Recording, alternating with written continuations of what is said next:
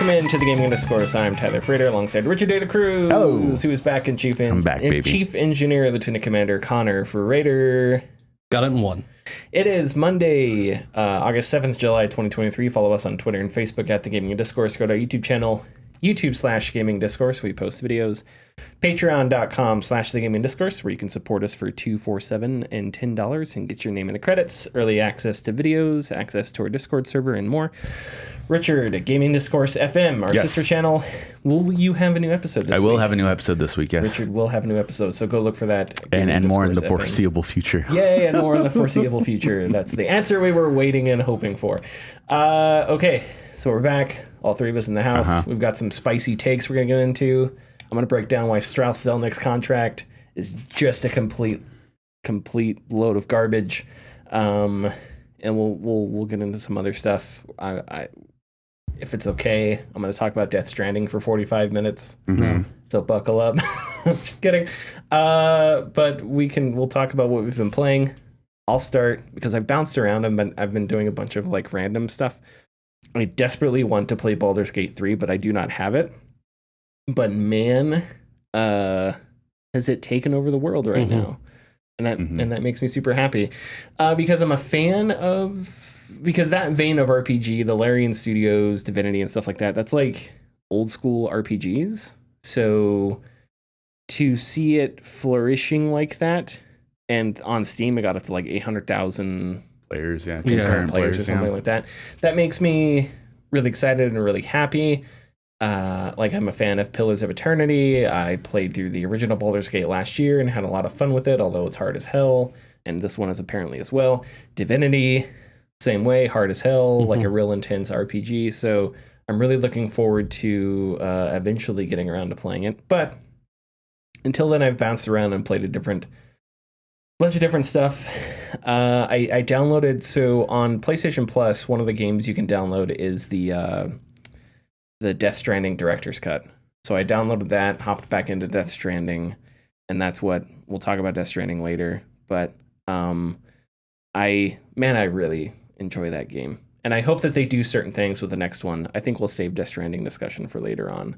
But there was one thing that I encountered when I played the game that I was surprised by, but it's escaping me now. Was it they added more Monster Energy drinks? No, there are no more of those. Thank goodness there are no more of those. The Red Bulls. Oh, I'm kidding. Don't even get me started. but they give you wings. Monster Energy, I want to put this on the record. Monster Energy is the worst energy drink. And that's saying something because all energy drinks suck. And Monster Energy drink is the worst. They're the worst effing drink in existence. I would rather drink soapy dirt water than Monster Energy drink. So take our sponsorship money, I guess, or we'll take your sponsorship money. Anyway, okay, so I also want to talk about VTOL because for the first time over the weekend, I was able to finally play co-op VTOL, which was a ton of freaking fun. So VTOL is the VR flight sim, right? And it's you use your hands for everything. So you press you interact with the screens and the jets and stuff like that, and use the joystick on the airplane and whatnot, all with your hands. So there's no like HOTAS controllers, or I don't think it's possible to use like a Xbox controller because you have to press buttons and do different things. And it was really fun. The community is really robust. Tons of people have made like co-op missions that you can download and play and stuff like that. So I downloaded some and have played some. Man, the difficulty of VTOL is learning how to play the game, because learning how to fly a jet is one thing, but then there's like all these weapons fire a really specific way, and planes fly and are tasked with or used for specific reasons. So, the only way to like learn the game is to go on YouTube and just watch tutorials, and these tutorials aren't always easy. They include like a lot of different button presses on a lot of different pathways to like how to lock a target and stuff like that. So what I spent some time this past weekend learning was the stealth fighter in VTOL. So there's a stealth fighter in VTOL. It's based off of like the B-2 Spirit, which is a real life stealth bomber. And I guess the F-22 Raptor which is also a stealth fighter. But the main difference between the stealth fighter aircraft in VTOL and the sort of multi-role fighter aircraft in VTOL is that the stealth fighter is not as maneuverable. So you don't really want to get into a dogfight, but what it's meant to do is it's meant to do like stealth bombing missions, right? And how you do it is it's a lot of fun to do it, but it takes a long time because like when I first went out, you learn a few things. You want your radar to be turned off. If you turn radar is a two-way street, right? So, or like if you're pointing a laser, or like in Halo when you fire the sniper rifle, you can see where it comes from. So radar, you can detect other things like sonar, but everyone knows where it's coming from because it's loud, so to speak. So you want your radar off. The stealth bomber, all the weapons are kept in bays. So when you fire a weapon, you hold down the trigger, which opens the bay, and then you press a button and that fires the weapon because they're loaded up inside the aircraft itself. And the reason that it does that is because the aircraft's design is like sleek and made in a way where I guess it absorbs radar technically and doesn't give off as much as a huge radar signature. Where like if you have a bunch of bombs and weirdly shaped missiles attached to the airplane's wings, then that's all stuff that radar is going to interact with, which makes your signal bigger. So also because it's more cost effective just to make bombs and missiles out of metal than trying to make them stealth. What other stealth composites or whatever they make. That's from The Expanse. Stealth composite, Russians or Martian stealth composite technology. Anyway, so I went into a game and I was like, okay, I'm gonna try I'm gonna be a real nerdy like milsim head, and I'm gonna try an actual stealth bombing mission where I take off and I fly like to 35,000 feet, going away from the enemies, and then I turn around and slowly like encroach on the enemy position, and it's going to be like this really long 45-minute flight path. So I did all that, and I'm like flying, and I've got music on, and I'm just waiting to like hit the altitude, and then I like turn around. And so what's great about what's really one of the things I love in VTOL is you have your onboard camera where you can put the aircraft into autopilot, so it's got heading, altitude, all that, and then you can scan with the onboard camera that you can use as a laser targeting or whatever.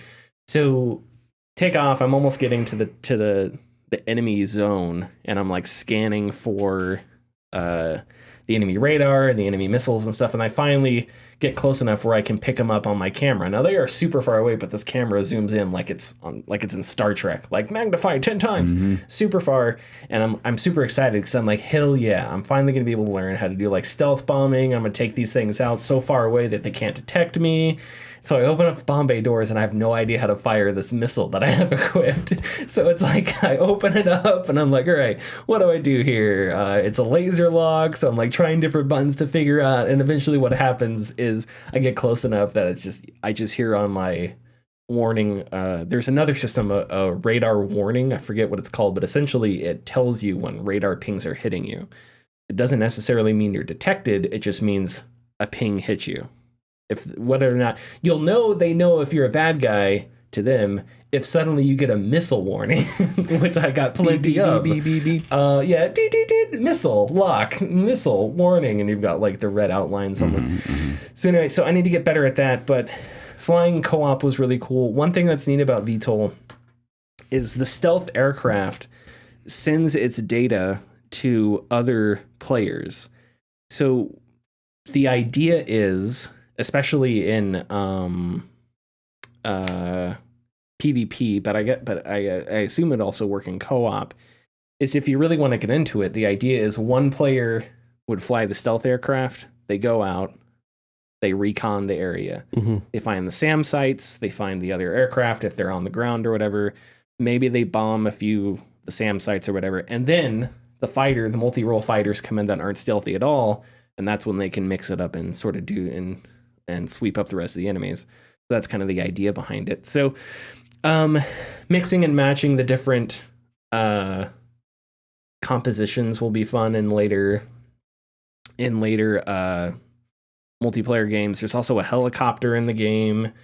There's now a 2-seater jet, which I did fly a little bit of, and that's really cool because that means both seats are the same exact thing, but you can do Maverick and Goose kind of a thing where you can have one person who's just working the weapons, working the radar, working the camera, and all the other person does is fly. Mm-hmm. So I'm really excited to get more into it because VTOL is one of those things where it's like I get into it, I learn a lot, and then I drop out of it, and I come back to it 6 months later, and I have to relearn a bunch of stuff. Mm-hmm. But I feel like in the past few times I've gotten back into it, I've retained a lot of the stuff that I have learned. So hopefully it'll be fun next time. Okay, I relinquished the floor.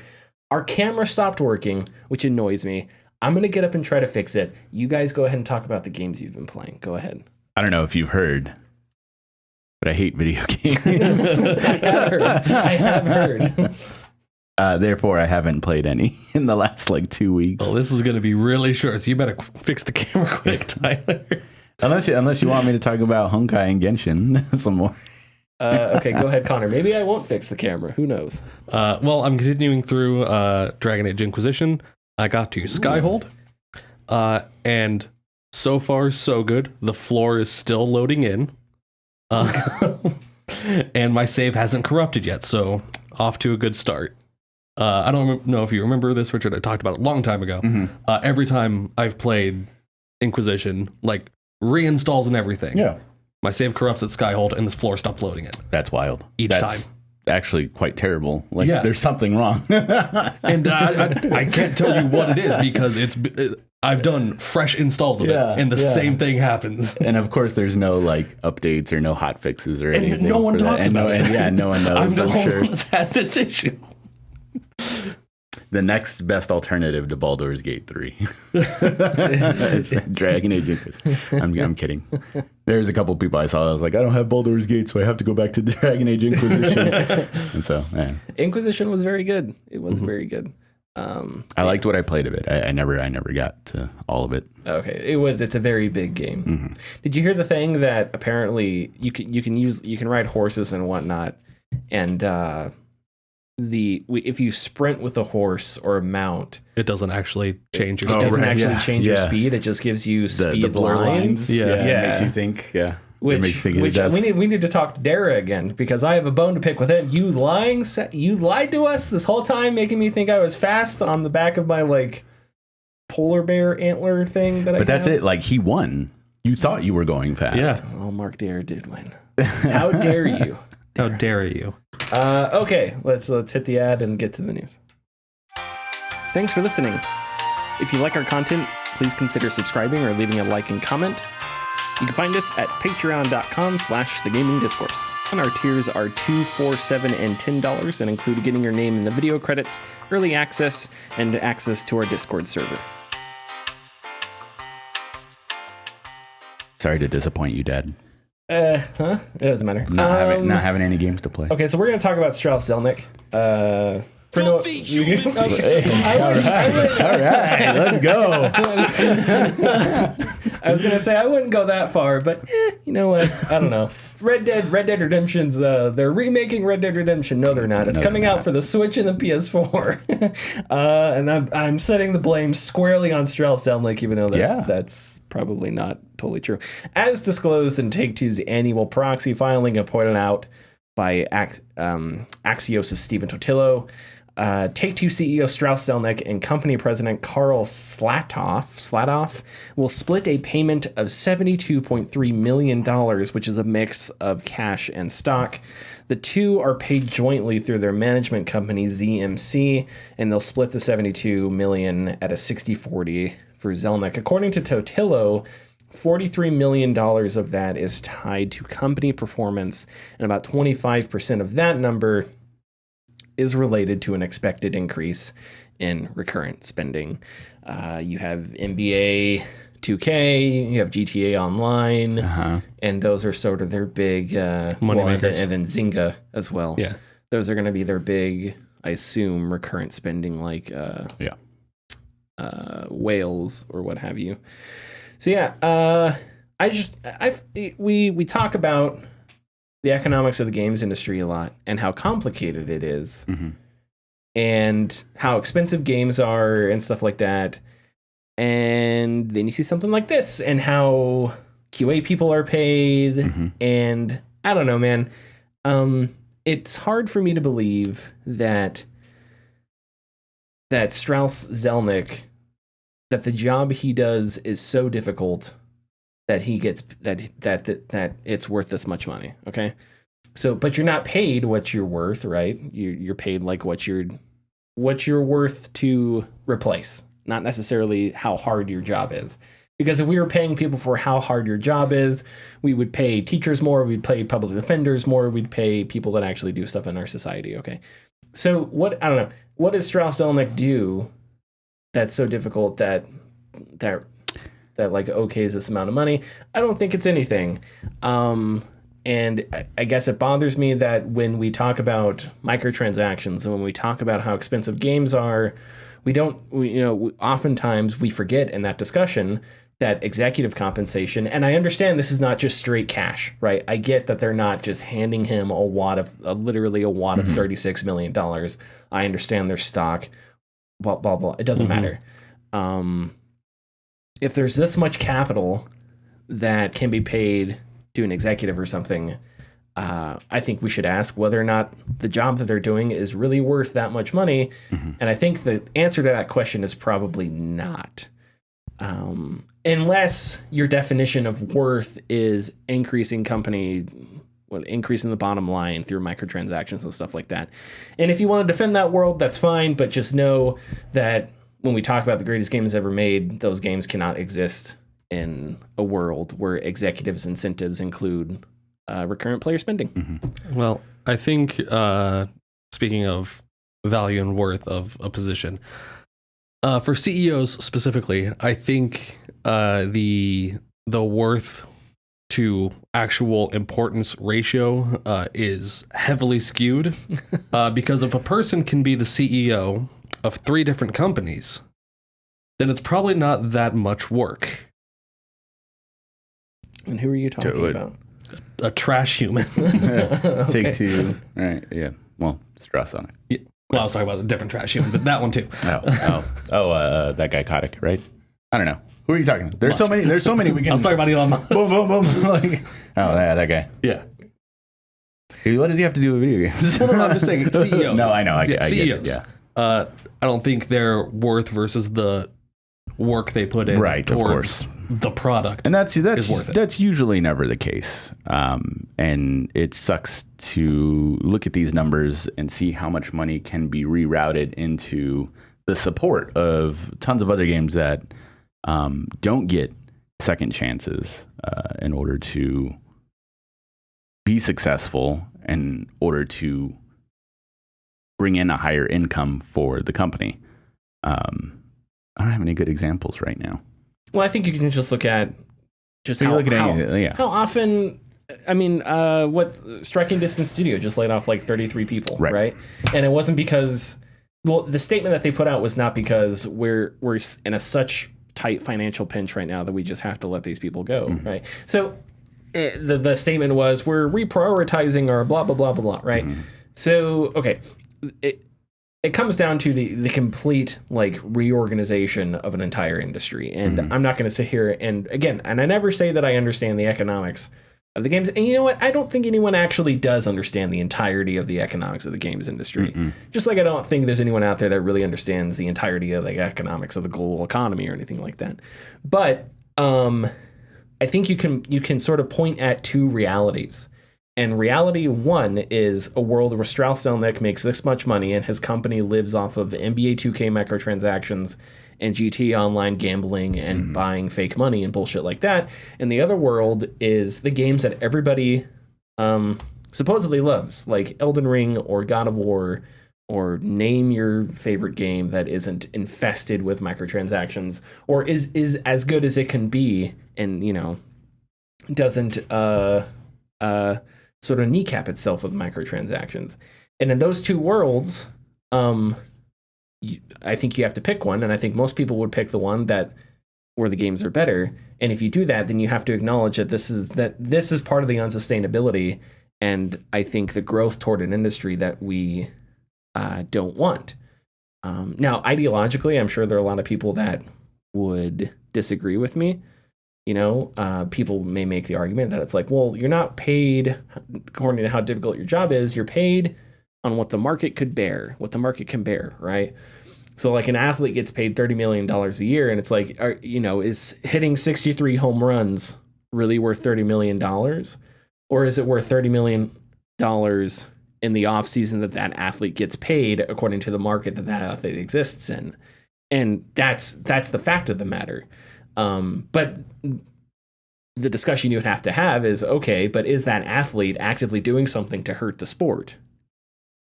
And in this case, I think yes. Mm-hmm.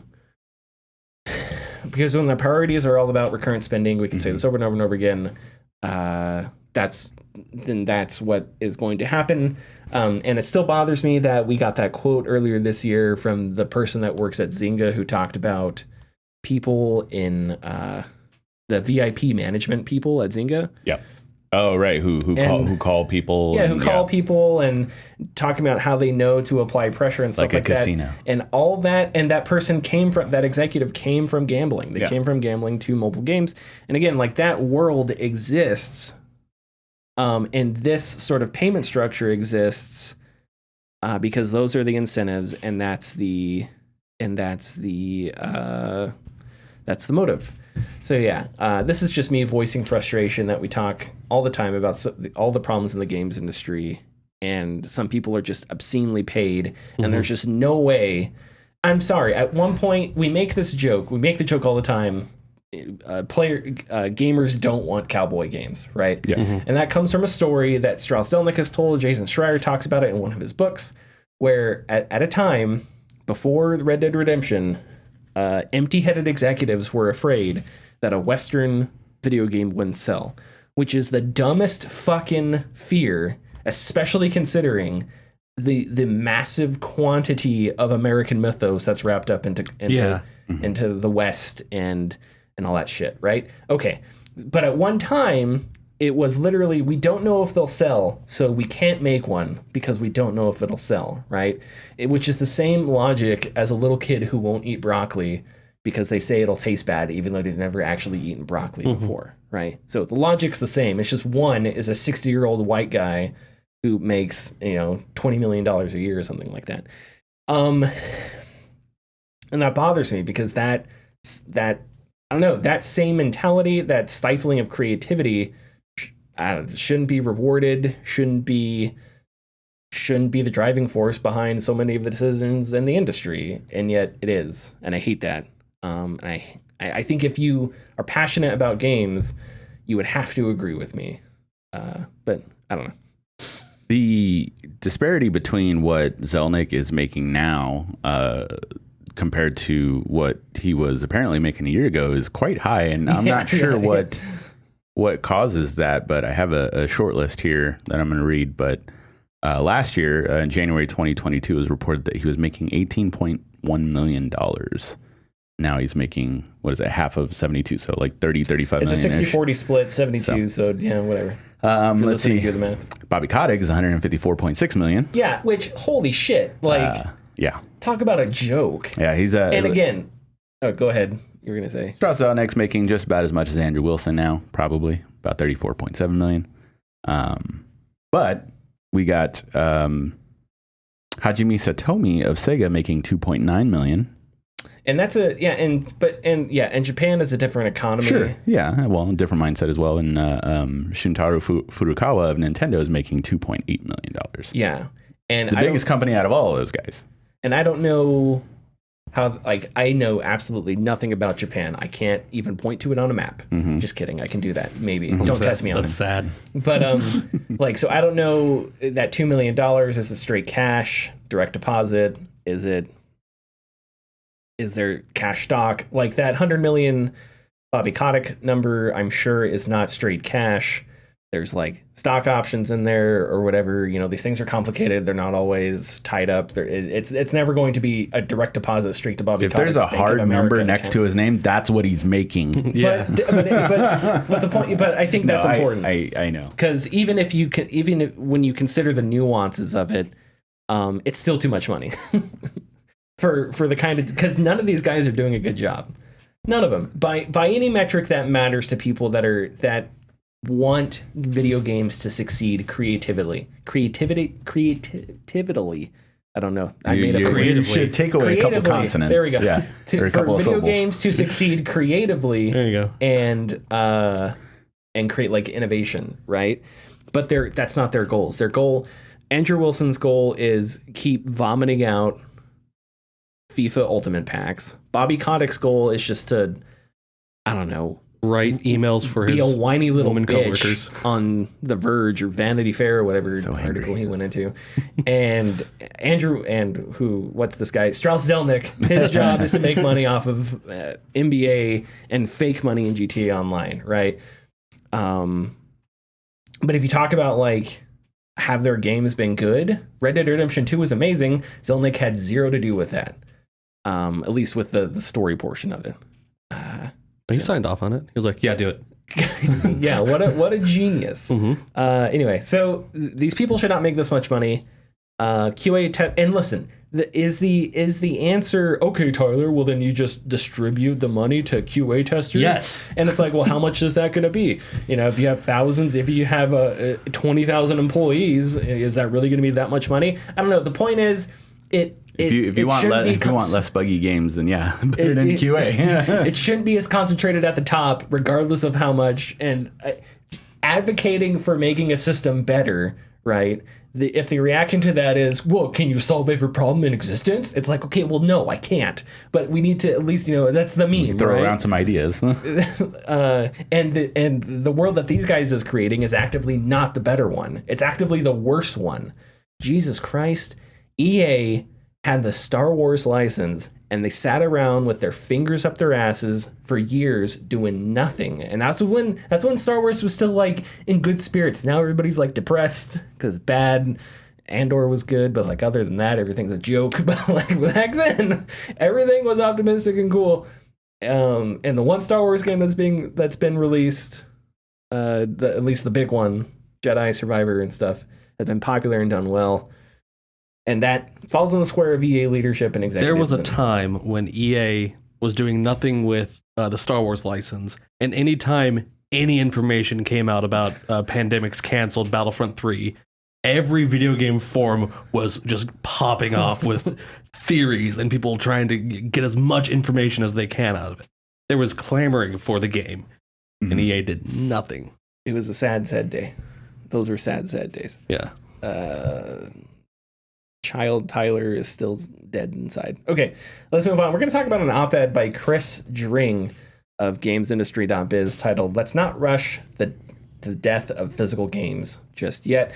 It goes through a lot of different stuff. Talks about. I'll read from it here in a second, but just to give it like an overview, Dring talks about Tesco, which is like a UK supermarket chain, who would, back in 2009, lost lead on physical games because Tesco was a supermarket. It could sell games at a loss and undercut the competition like indie stores. I have a question, but we'll save that for a second. Soon, though, Tesco was to stop selling physical games altogether in their stores. They already stopped, GameStop closed all their stores in Ireland. Ireland, yeah. And then Tesco. So the narrative is a death of physical games, whatever. Okay. Reading straight from the article, quote, "It feels like the days of games being found in your local shopping center or high street are coming to an end, but it isn't over yet. Across Europe for the first half of this year, 29 million PC and console games were sold. It may be a declining market, but it's still a big one. And things vary by franchise and platform. PC is practically 100% digital, while Xbox is getting there. But things are very different with PlayStation and Nintendo. In 2022 in Europe, GSD data showed that when it came to new Nintendo Switch games, over 80% of sales came via physical stores. We revealed this week that the majority of Final Fantasy XVI sales in Europe, which is a PS5 exclusive, came via physical game retailers, although it was close, end quote. Okay. So we have here with us a man who is famous sure. for being the fun-loving. You go into his game store, you ask him any question, he just can't wait to answer. Especially if it's a question that's already answered on a plaque somewhere. Yeah. Like if it says we don't accept $20 bills, if you actively ask Richard. If hey, you actively stare at that bills? sign and then decide to ask me that same question, yeah. No, but in all seriousness, you work games retail, collectors market, stuff like that. So I wanted to get your take on the sort of, this is a bigger topic, but sort of this There's topic. A lot of takes. And Dring's column in general. Yeah. Go ahead. So there's a lot of takes. Where do we want to start? Are we talking about the myth that physical games is leaving? Because so you think it's a myth or somewhat of a myth? I think it's somewhat of a myth. Okay, so break that down. I think it is a failure of. I think it's twofold: failure of production and I don't know how to state this next. The active process of these companies deciding that we don't want physical, if that makes sense. Okay, as opposed to consumer demand for it. Right. So you think that this decline in demand is artificial. Is artificial, yes. Because there are people out there that still we have. I'm not turning away the idea that digital is huge. Sure. Digital is very huge. I myself probably buy more of my games digitally than I do physically. But in my store, and I understand I'm just the manager of a single store in Arizona. We have 4 locations, but we do get the opinions of everybody. There are more frequent, do you have this in stock? And it's a more current game than I do not get that question. That makes sense. Okay. Yeah. So there's a lot of angles to it because of, the supposed idea that everything is going digital. And I don't think it will. I think that video games have a type of media that fits physical media very well. We should be, I feel like at this point in time, media for music, vinyls and CDs, like honestly, they should have been overtaken by MP3s a long time ago. And then they were for a short time, but we now see vinyl records being sold, like best selling, like year over year. We're also seeing cassettes making a quick comeback, but I think that's mostly because the type of media that audio CDs are on, we don't need to have bigger than what there already is for music. And I think that games are getting bigger, yes, but I think there will always be a particular media that can fit that, so it'll never truly go away, if that makes sense. Yeah, it does. I think, and the conversation behind why games are getting so massive, I'm not going to know. Honestly, why. That's more of a compression issue, I think. Yeah, and I have no idea who makes those decisions or why that decision is made. I downloaded I downloaded Death's Door on PS5 because it's the month, and I've already played and beat it. Wonderful game, but the PS5 version was smaller than the PS4 version.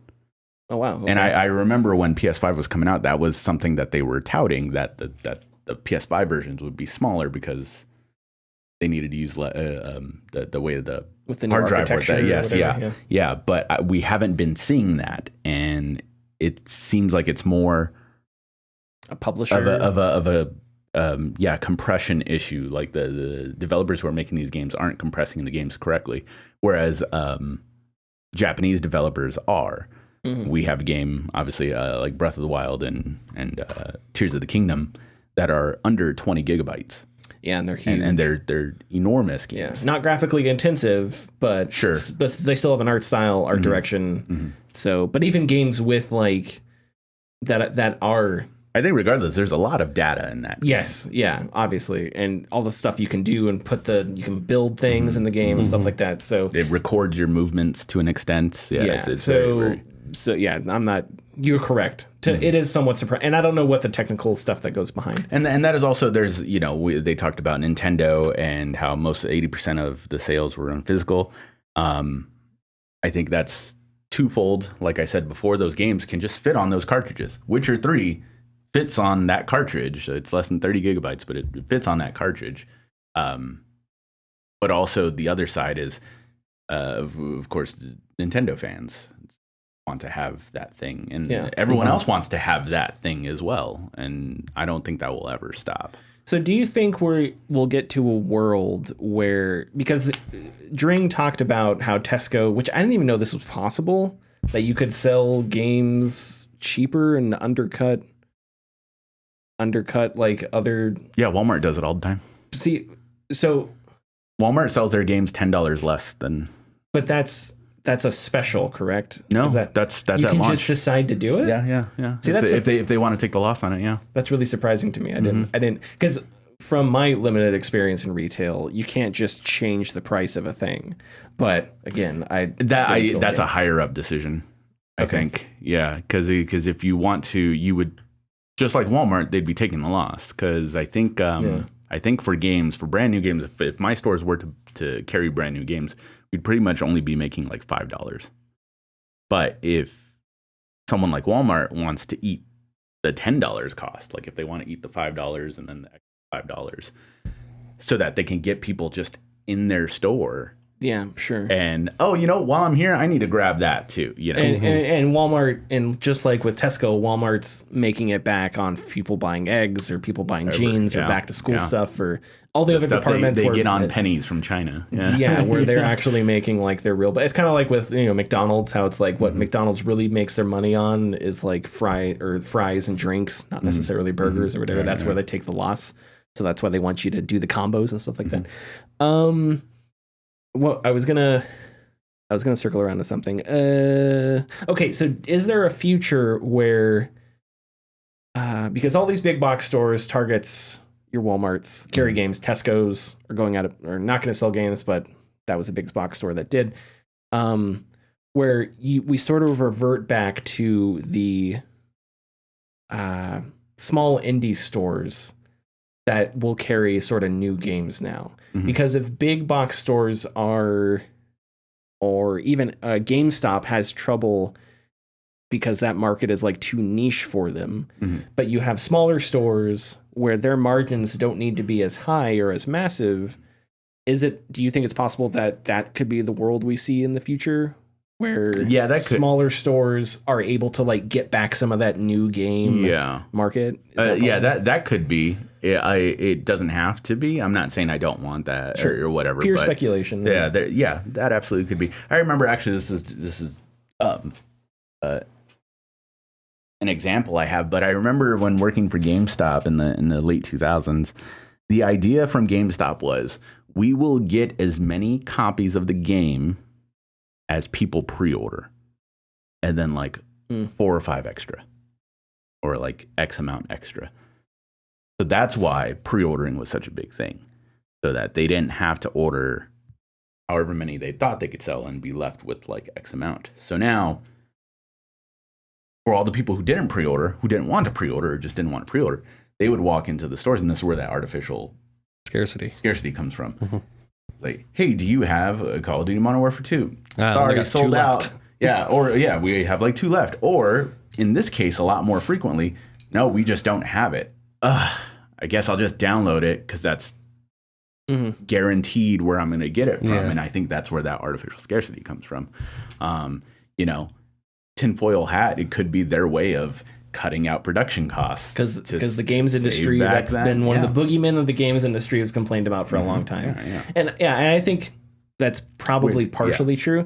I think it's also just serendipity, like they just happened upon this world where a digital ecosystem was much more accessible, and they took advantage of that, and GameStop was just sort of, now they're left like figuring out what they're going to do. GameStop's problem was their structure. Like GameStop's problem is not not having games. Their problem was how they treated customers and employees. Dish. Well, I mean, it's not. I feel like it's public. Secret, I feel like it's not a secret. But yeah, it's a weird dichotomy, man. So if a new game comes out, Zelda Breath of Tears of the Kingdom comes out. In this instance, we'll say it's $60. $60 brand new. Trade it into GameStop. GameStop will give you like $30 for it. They'll sell it for $55. Mm-hmm. Someone doesn't want to buy a used product $5 less. Mm-hmm. They want it like $15 less because it's used. Oh, really? Do you understand that? Yeah. Like, yeah. I mean, because the word used is still like a sort of derogatory. Yeah, like you think generally, or at least according in your experience, you would say people would rather get the $60 new version rather than $5 off. So what I'm saying, I'm trying to relate this to like GameStop's like okay. like not policy, but like how they did things.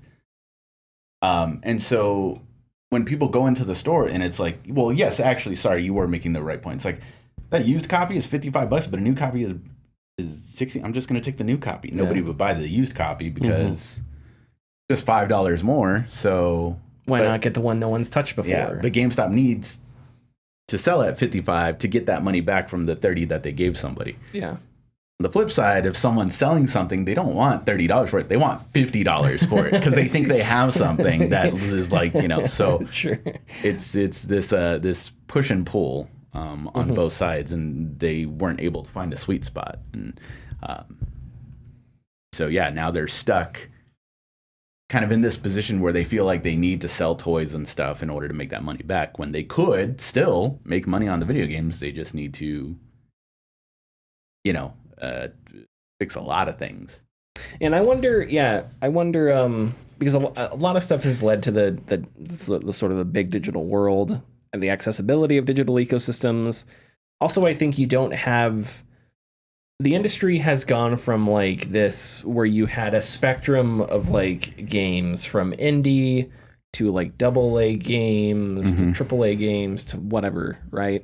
And that's been concentrated into, you have like really expensive games, a few moderately expensive games, and then games that are dirt cheap.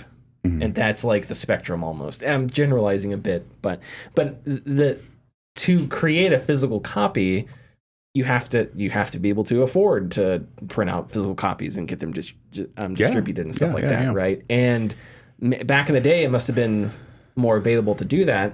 But nowadays, I guess, because like a game like Squad, could a game like Squad have existed in 2006? Yes.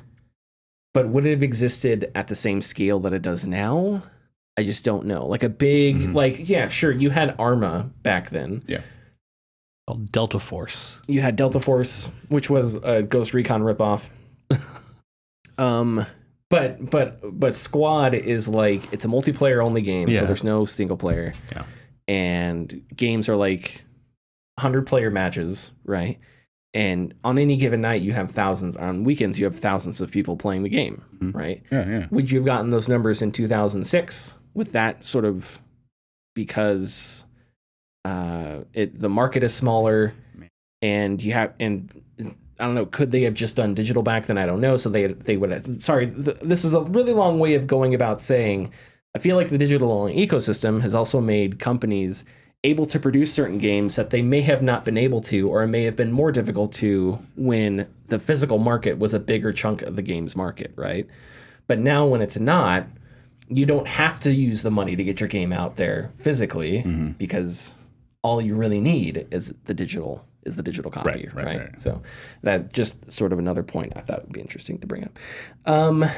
Okay, is there anything else you would like to say about this? There's just more issues. Another area where we talked about or you mentioned that there's no kind of like middle ground, like AA space. Yeah, and I was generalizing, but I think right. But there's truth to that, and it kind of sucks because I have to turn people down sometimes and have to give this long-winded discussion of someone comes in and they're like, hey, do you have Minecraft on Switch? It's like, yeah, I'm sorry, I don't have a physical copy of that game. And then I have to go, you know why? Because that game has been out for over 10 years. and has been digital for so long, everybody just bought it digitally. Like nobody bought a physical one. No one's going to trade it in because they just bought it digitally on the Switch, to have it, because that's a game you're just going to be playing constantly. And there's instances like that, but there's also instances recently where Metroid Prime Remastered for the Switch that got shadow dropped. Like, hey, you can buy it right now digitally. In a month, though, you'll get a physical copy for $40.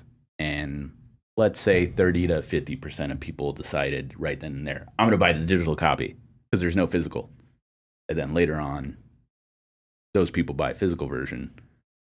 The sales of the physical aren't going to... Nobody bought the physical version. It's like, well, you guys because of how you decided to sell it. And then you have the whole problem of the physical version becomes its own secondary market. Right, but then there's the inverse where an indie company can only release it digitally to get the money to then make a physical copy like in a year or two. Yeah, sure. And then that usually falls on the shoulders of somebody like Limited Run Games who are not out there to create like a sustainable market to make a physical copy available. They don't have a bad collector's market. It is a good idea. Like, it is somewhat noble to release a digital game physically, but when you can't create enough for the demand that's out there, then it's it becomes a problem. Yeah. Okay. Yeah, I think based on nothing but my own worthless opinion, I think I would tend to agree with you. I don't think we'll see physical games go away. I think there are people in high positions of power in the games industry that want physical games to go away for various reasons. Oh, yeah, sure. But I don't think it will. You work in the collector's industry, which is like a whole different animal, and that's not going away anytime soon. If anything, that just got bigger. I love it and I hate it. Past few years. Yeah, you love it and you hate it, and so do I. But Oh, I got a great story. Oh, hit it. Shit, we're... It's a Richard. I'll look through it. I'll tell you what I give you. That's how this works. Story. This one blew me away. All right. So this is kind of a good story. So with the last 2-3 weeks, I've been at my warehouse more than I have my own store. Okay. It sucks, but I got to do what I got to do. I've been listing stuff on eBay. Mm-hmm. And so I've been taking stuff from all the stores that haven't been selling. It's been sitting around for a while. I throw it up on eBay. Expensive stuff, whatever. So at my store, I had a copy. It's been sitting in the back forever. I have a copy of this game called Battle Arena Toshinden on the PS1. The old 3D fighting game. It's not great, but it was a launch title for PS1, and it was in what they call the long box. So it's a think like double the size of a DVD case, but that's how PlayStation 1 games came at launch. They didn't come in disc or jewel cases. But anyways. So I look it up. I look it up on the aggregate website, and it says, "Hey, a new unboxed copy of this game should be like $40." And I go, "Okay, well, it's sealed, like it's brand new, like it's sealed. Nobody ever opened it, so I'm just gonna put it up online because what am I gonna sell it here? Like, no, like who would want to pay $40 for this?" Anyways, I take it to the warehouse. I throw it up on eBay. And I set it for 10 days, an auction for 10 days. And after the first day, I get a bid on it, and it's already at $52. Wow. Okay. And I'm like, oh, wow, cool. Like, well, we made that 40 back. Then I get a message, and I hate this. Like, people will message me and be like, I'll give you $20 for that right now. And it's like, thank you for your patronage, first off, but you do know that I can see how much this goes for. So if you want, I will charge you what it's going for, but I'm not going to give it to you. I'll give you 4 schmeckles for it. Right? Yeah. I just feel like that's like Mike Myers in Austin Powers when he's playing blackjack. Yeah. He's like 5 and a 7. You're 12. I'll stay. I suggest you hit stir. I also like to live dangerously. Like that was Mike Myers. That was like it's going for 52. I bet I pay you 20. Yeah. No, I sold it. I sold a game for like $300. It was the NES game for like $300. And before it sold, I had a guy who was like $120 right now. It's like his game is a $300 game. I already know it's anyways, whatever. So I had to crisp Lincoln. Crisp Lincoln. I had to go somewhere. I had to go somewhere for like a week. So the auction that was for the 10 days that expired, and I came back, to find out that it is sold for over $600. Holy Jesus. crap. Yeah. And there was no previous precedent for that. It was completely an outlier. Like, any sealed copy of that game beforehand did not sell for anything near that much. So it was just one of those, like... bidding wars. Yeah, like a bidding war. Not only a bidding war, but just one of those weird anomalies to where either somebody really needed that fucking game, or... So does that set the market for this That will game? now set the market, yeah. So sorry, this is really cool. So if you find a game, if you find that, what was it called again? Battle Arena Toshinden. Battle Arena Toshinden. If someone finds one in the same condition that you found yours, or that you judge yours to be, and they're in the know, then the market value is going to sit around 600, since that's what somebody paid, or at least on eBay, that's what... Yeah. One of two things will happen. They will either put the game up on eBay and set its buy it now price at 600. Okay. Because they know somebody paid 600 for it with mine. So they think someone's willing to pay $600 for this. So they'll just buy it now at $600. Or they'll put it on auction and see how high it goes. Yeah. However, there's no guarantee that it's going to go back up to $600. Because it may have just been a couple dudes. Maybe. Right. Because like I was very mad about it. I had a manual for a Game Boy game that was probably worth somewhere between like $70 to $100. But a guy ended up getting in at $5. Won it for $5. It was just like, God damn it. Because I could have, I mean, it was lying around. We just had it. So it's not like I really lost anything. But I could have set it at like $20-$25 and at least made something more. You know? But yeah, so one of those two things will happen. And we usually go off of, there's an aggregate site. I'm going to give the secrets away. There's an aggregate site called pricecharting.com, which is like Rotten Tomatoes or like Metacritic. It takes the sales of eBay, Amazon, and GameStop, depending on what it is, and they'll give you an average. Thing is, though, it's algorithm. So I was explaining to my wife earlier, there's a Skylander. His name is Camo. Put Camo in, and then look at him. There was one time a couple years back where it was like, this guy's $35. I'm like, what? Excuse me? Like for this little figure? And I go into the sales, and it's like, Camo DualShock controller, Camo, and it's like, oh, it's taking the word camo, and then so it's fudging up the numbers. So yeah, you have to do research. So it's not very truthful or whatnot. But we use eBay because eBay, when you search Super Mario Bros, hit enter, all the results come up. You can go to, I want to see everything that's sold. And it will tell you how much somebody paid for it. Whereas Amazon, some schmuck will be like, Mario's 120. And so that's why people come in, they're like, Mario's $100. I'm like, no, get out of my store. No. I'll give you $20 for it right now. Right. That's another thing Richard loves. Come in, ask him for the price of something. And lowball him. Lowball him by 80% and say, I'll pay you right now.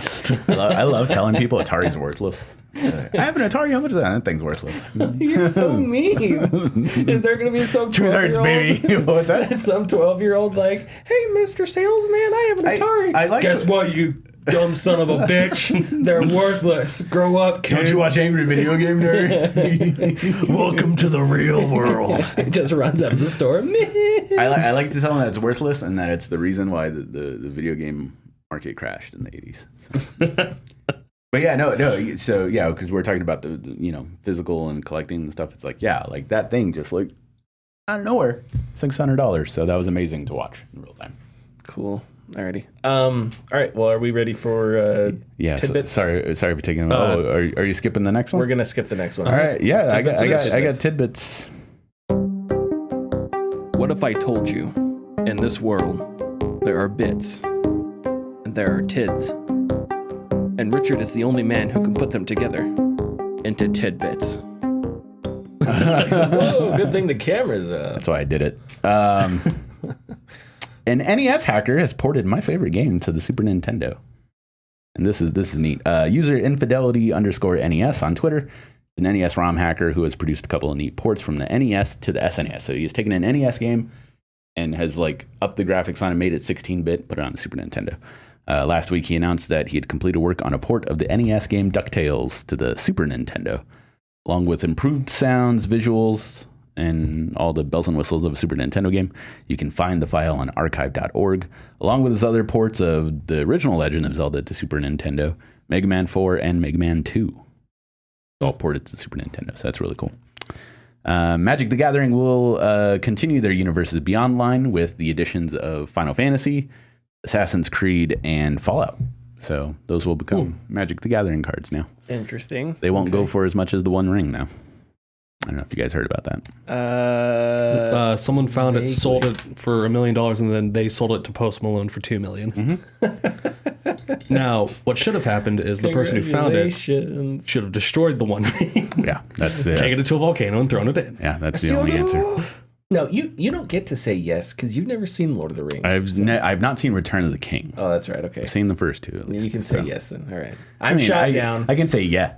You can say the first two letters. The first two of the three letters. The Metal Gear Solid series has sold over 60 million copies altogether. Along with that comes news that the Resident Evil 2 remake is the best-selling best-selling Resident Evil of all time. Yep. Resident Evil 7 was originally the top-selling Resident Evil game, but now it has been overtaken. Resident Evil 2 remake has sold 12.60 million units to Resident Evil's 12.40 million units. Both well-deserved, in my opinion. So what do you do with 5? Because 5's... I don't know, man. I think you just totally remake 5. I think you remake 5. But when I say remake, I don't mean like remake 5. I mean you forget the original 5 exists, and you make Resident Evil 5. But you keep the boulder punching. No, you don't. No, you keep the boulder punching. You keep the boulder punching. I don't care what you say. You keep the boulder punch. Okay, people act like adrenaline's not a thing. Like guys can't lift up cars by themselves. Boulders into submission. It was on the side of a cliff. He uses his fleshy... He's like Dennis in Always Sunny in Philadelphia. Yeah. Just punches something as hard as he can. That his hand is just bone marrow at that point, destroyed. I was like 19 when I played that. That part was so hype for me. I was like, yeah, do it, Chris. I was trying to save Sheva. She was great. I think that it... I say half remake on 5. I like 5 a lot personally. But I think it has the potential to be a excellent, more than excellent co-op shooter. Okay. Yeah. If you changed enough of it. I haven't played it since the first time I played it, and I just remember I hated it so much. Oh yeah, you're still gonna hate it.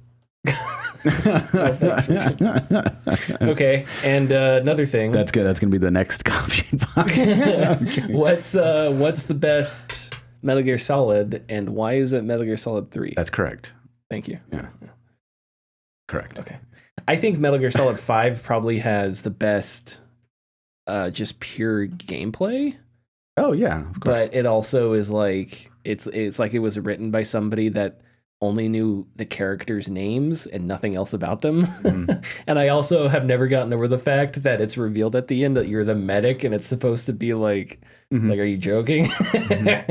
Oh man. But 5 is still amazing. I remember the first time I had to like take out a high value target, one of those mini missions. Yeah. And so I was like scouting out the base and I was like zooming in, detecting all the Soviet troops. And then the wind picked up and you just heard, sandstorm incoming. And I was like, oh, hell yeah. So the sandstorm came in. My time to shine. And as it like overtook, I just turned on the night vision goggles, sprinted through the entire enemy base while the sandstorm was going through, hopped in the building, killed the bad guy, and ran out as the sandstorm was blowing by. That was like one of the greatest moments of my life right there. Man, Metal Gear Solid 3. What a thrill. Hey! That latter boss fight better be in the remake. Red Dead Redemption is coming to consoles next week as a port. We mentioned it earlier, but I'm going to give more specifics. No 60 frames a second, no new models or textures, no PC version. It is the Game of the Year version, but there's no online modes for it. It's $50. I don't know. There's two people working at... There's two, that meme where it's the dragon with 3 heads and it's like 2 badass dragons and then a dragon that's like drooling. That's like derpy. Yeah. That's that's Rockstar only. Oh, it's by like the way, Rockstar is not doing this, by the way. It's a different studio. Well, who made the decisions behind it though? It was totally Rockstar. It was Strauss Zelnick is what it was. It was Strauss Zelnick and Carl the entire time. from Succession. Yeah. He was involved in every aspect of it. He was. He said, "Would you kindly?" every single time. Strauss Zelnick. Assassinated Archduke Ferdinand. This is Strauss Zelnick's passion project. He is the one that worked on this. Yeah, him specifically. He's like, which is why it's garbage. I have an idea. I want to put Red Dead Redemption 30 frames on PS4 for $50. And guys around him are like, "You're a genius, and you're so in shape at 60. You must be a god." No, that's right. We're only putting it on PS4 because it's backwards compatible with PS5. We're not releasing an Xbox version because you can already play the original on the Xbox version. Just Switch, just PS4. That's it. It makes me feel bad because Red Dead Redemption deserves a remake. It really does. And it runs fine backwards compatibility. It has improved stuff. It's 4K. But that Red Dead Redemption 2 engine still looks really good. Mm-hmm. And it sucks that when I load it in on the PS5, it runs at 30 when I am like, man, this would look so amazing running at higher frame rates. I guess I just have to play it on PC because I imagine on PC it's probably breathtaking. But anyway. Yeah. I mean, yeah, if they put it on PC, users can just make their own HD version. Yeah. Mm-hmm. Oh, yeah. The first Red Dead Redemption. Yeah. Devolver Digital has a new Direct. Like Nintendo Direct. Yes. Anyways, Devolver Digital has created a new Direct for the announcement of delayed games. Devolver today revealed the Devolver Delayed Direct, which 5 games have been announced to be delayed. The Plucky Squire, Stick It to the Stickman, Angerfoot, Skate Story, and Pepper Grinder will now release in 2024. Well, hey, it was 3 minutes long. It was really great. If you're going to announce it some way. When was the last time they did a full Devolver Direct? Was it last year? It was this year. They did a Direct for the Summer Games Fest. Okay. It's not E3 anymore, so now it's like, what is it called again? I don't remember watching it. I don't either. I mean, I watched they are entertaining, but they're also like 5 minutes in. I go, I get it. Just show me the trailers. Yeah. What they need to do, if you're really committed about your art, you don't mention any of the games. You just have Eric Andre do something for 10 minutes. And that's your Devolver Direct. That'll work for sure. If you're really committing to the bit, that's what you would do. You wouldn't have any trailers. So anyway, what else? What's next? I mean, I do have MPDs, but we could wait on that. Yeah, I think we'll do it next week. No, that's fine. We've gone long. Follow us on Twitter and Facebook at The Gaming Discourse. Go to our YouTube channel, YouTube/Gaming Discourse, Patreon.com/The Gaming Discourse, $247, $10. Gaming Discourse FM will have a new episode this week. We will. And we'll see you next week. Bye-bye.